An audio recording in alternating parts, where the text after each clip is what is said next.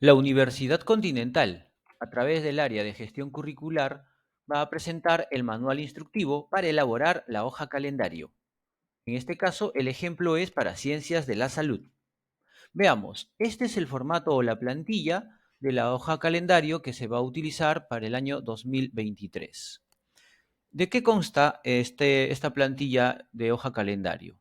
En la parte superior tenemos estas anotaciones, estas celdas, donde figura el nombre de la asignatura, el periodo en el que se va a desarrollar la asignatura, el resultado de aprendizaje de la asignatura y la escuela académico profesional a la que pertenece la asignatura.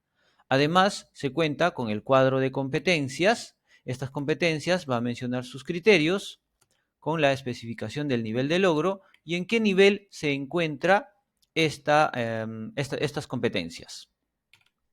Veamos. Luego de lo que he mostrado, se puede ver la unidad 1.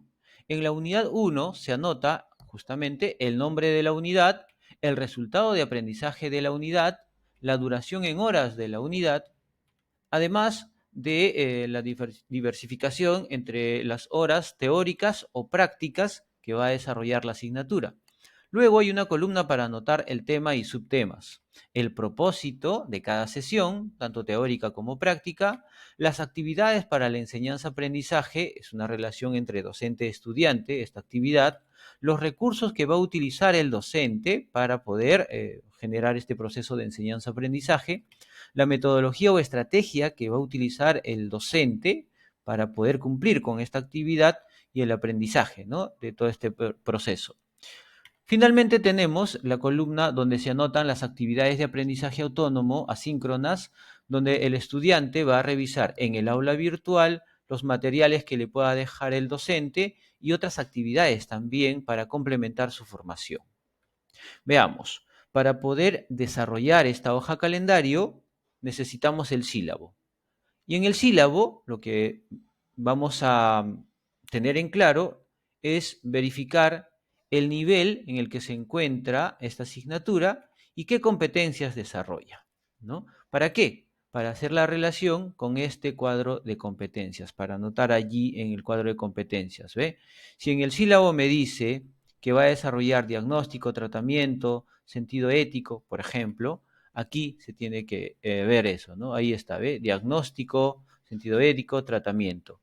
Estas competencias tienen sus criterios, que pueden ser uno solo, dos o todos los que se van a desarrollar para esta asignatura. Y estos criterios deben ser especificados con su nivel de logro, además de anotar en qué nivel están. Bien, luego, ya con la claridad de ese detalle, empezamos a rellenar la plantilla de hoja calendario. En la parte superior se anota el nombre de la asignatura, el periodo al que pertenece la asignatura, como les mencionaba.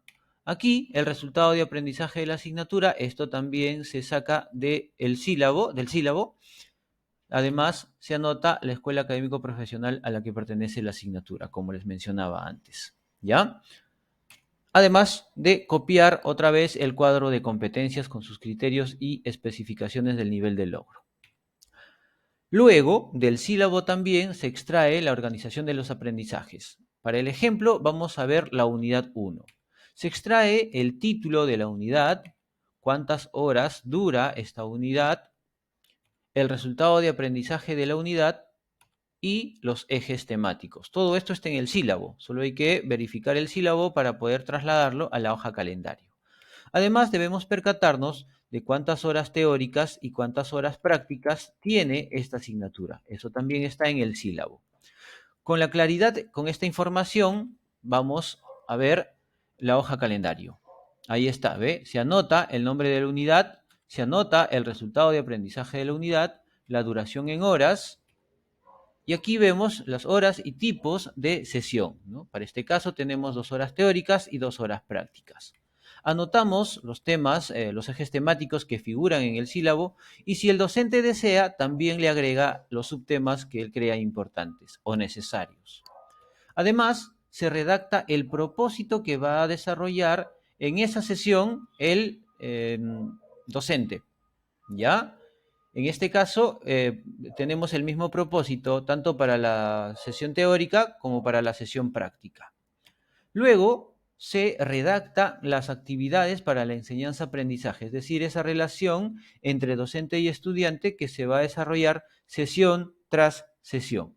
Aquí debe tomar en cuenta el docente creador de la hoja calendario los temas y subtemas, el propósito, los recursos que va a utilizar, la metodología a trabajar y hacer una fusión de esta información para que las actividades sean claras y precisas al momento de redactarlas y pueda ser desarrollada con normalidad en cada clase. Además de anotar aquí las actividades asíncronas, ¿no? O sea, lo que va a encontrar el estudiante en el aula virtual para complementar su formación. Veamos entonces, el propósito. El propósito se va a crear con una fórmula, que lo estamos anotando aquí, que debe tener tiempo, sujeto, verbo, contenido, condición o contexto. Tiempo, al finalizar la sesión. Sujeto, el estudiante. Verbo, identifica. Contenido, los aspectos generales y la importancia de la labor médico-legal. Condición o contexto, aplicado a situaciones reales, caso clínico, en este caso. Ya. Y ahí tenemos la redacción del propósito que se va a desarrollar en una determinada sesión. Una vez que hayamos redactado el propósito, empezamos a ver las actividades para la enseñanza-aprendizaje. Estas actividades tienen un inicio, un desarrollo y un cierre. ¿Ya? En el inicio normalmente existe una motivación, ya la hoja calendario viene definida con esa palabra, motivación. Si el docente cree conveniente explicar a qué tipo de motivación se refiere, bueno, lo explica luego, ¿no? Pero si no, lo deja allí como motivación. Y el propósito de sesión, es decir, esto que he anotado aquí al costado, lo va a decir, lo va a compartir con los estudiantes. Del mismo modo, en el desarrollo, de acuerdo a lo que haya anotado en la hoja calendario, va a desarrollar en la clase, ¿no? Notándose esa relación docente-estudiante. Y en el cierre siempre se hace un proceso de metacognición, de síntesis, de retroalimentación, ¿ya? Así que si necesita especificar el docente, lo tendrá que especificar, y si no, puede dejarlo también con los términos metacognición, síntesis, retroalimentación. Y así, en cada sesión va a encontrar el inicio, desarrollo y cierre de la sesión, justamente. Al final de la unidad, es decir, en la semana 4, debe prestar atención a este detalle.